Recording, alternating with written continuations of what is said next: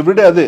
ఎందుకంటే అక్కడ ఇంతమంది 2 బోట్లు, ఇంతమంది క్రూ, కెమెరాస్, అంత టెక్నీషియన్స్, అంతమంది ఆర్టిస్టులు, మళ్ళీ దాంట్లో ఫైట్ మాస్టర్స్, ఫైటర్స్ అందరినీ తీసుకెళ్ళి అక్కడ షూట్ చేసి ఇట్స్ వెరీ డిఫికల్ట్ టాస్క్. అది ఫస్ట్ నుంచి మూవీకి ఒక పాజిటివ్ ఎనర్జీ ఉంది. అది నేచర్ ఆ ఎనర్జీ ఇచ్చిందో, సమ్ ఎక్స్టర్నల్ ఫోర్స్ ఏదైతే ఉంది, సమ్ బ్లెస్సింగ్ అయితే డెఫినెట్గా ఉంది. ఎందుకంటే అంత పెద్ద సీక్వెన్స్ చేసినా కూడా ఎప్పుడు కూడా ఒక చిన్న మిస్టేక్ కూడా జరగాల, ఒక్క చిన్న డ్యామేజ్ కానీ ఎవ్వరికి కూడా ఏమి కాల. ఇట్స్ నాట్ సో అంటే మాట్లాడుకున్నంత ఈజీ కాదు అక్కడ లైవ్లో షూట్ చేయడం కానీ, అదంతా ఎక్స్పీరియన్స్ చేయడం కానీ. అదంతా అయింది. అంత ఎండ్ ఉంటుంది అనమాట. ఫుల్ కింద నుంచే వాటర్లో హీట్ రిఫ్లెక్షన్ కొడుతుంటుంది, అక్కడ వేవ్స్ మూవ్ అవుతా ఉంటుంది, దాంట్లో యాక్టింగ్ చేయాలి, ఫైట్స్ చేయాలి.